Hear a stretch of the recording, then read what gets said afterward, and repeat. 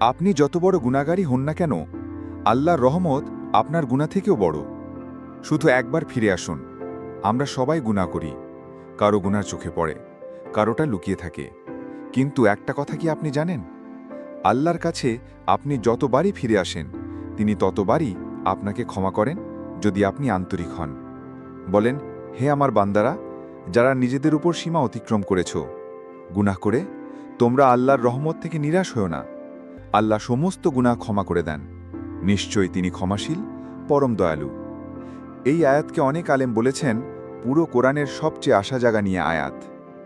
আপনি যদি বারবার গুনাহ করেন, রাসূলুল্লাহ সাল্লাল্লাহু আলাইহি সাল্লাম বলেন, একজন বান্দা গুনাহ করল, তারপর বলল, হে আল্লাহ, আমি গুনাহ করেছি, আমাকে ক্ষমা করে দাও। আল্লাহ বললেন, আমার বান্দা জানে তার এক রব আছে যে গুনাহ নেয় আবার ক্ষমাও করে, আমি তাকে ক্ষমা করলাম। এই ঘটনা বারবার ঘটেছে। বান্দা বারবার গুনাহ করেছে, আল্লাহ বারবার মাফ করেছেন, যতক্ষণ না সে মাফ চাওয়ায় আন্তরিক। আল্লাহ কিভাবে মাফ করেন? তওবা করলে গুনাহ যেন হয়নি এমনভাবে মুছে দেন। আল্লাহ তওবা গ্রহণ করেন এবং গুনাহ মুছে দেন। সূরা আশ-শূরার ২৫। কখনো গুনাহগুলো ভালো আমলে রূপান্তর করে দেন। যারা তওবা করে, ঈমান আনে এবং সৎ কাজ করে, আল্লাহ তাদের গুনাহকে পুণ্যে পরিণত করে দেন। সূরা ফুরকান ৭০। আল্লাহ অপেক্ষা করেন বান্দা ফিরে আসবে বলে। আল্লাহ বান্দার তওবায় এত খুশি হন যেমন কেউ মরুভূমিতে হারানো উট ফিরে পেলে খুশি হয়। সহিহ মুসলিম। কিন্তু শর্ত কি?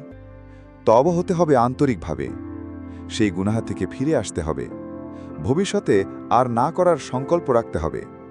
মানুষের হক থাকলে তা ফিরিয়ে দিতে হবে। আপনি কি করবেন আজ? একাকী বসে আল্লাহর সামনে কাঁদুন। যেসব গুনাহ বারবার করছেন সেগুলোর জন্য লজ্জা প্রকাশ করুন। ছোট ছোট ভালো কাজ শুরু করুন। আল্লাহ এগুলো দেখেন। নামাজ শুরু করুন, কারণ তওবার পথে নামাজ সেরা হাতিয়ার।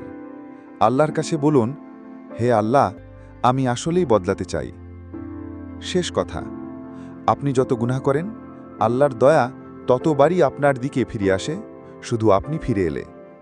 আল্লাহ বলেন, আমি আমার বান্দার প্রতি তার ধারণার মতো আচরণ করি। আপনি যদি ভাবেন তিনি আপনাকে ক্ষমা করবেন, তাহলে তিনি করবেন ইনশাআল্লাহ। আসুন আজ রাতেই ফিরে যাই তার কাছে, কারণ আমরা জানি না আর একটা সুযোগ পাবো কিনা। আসসালামু আলাইকুম ওয়া রাহমাতুল্লাহ।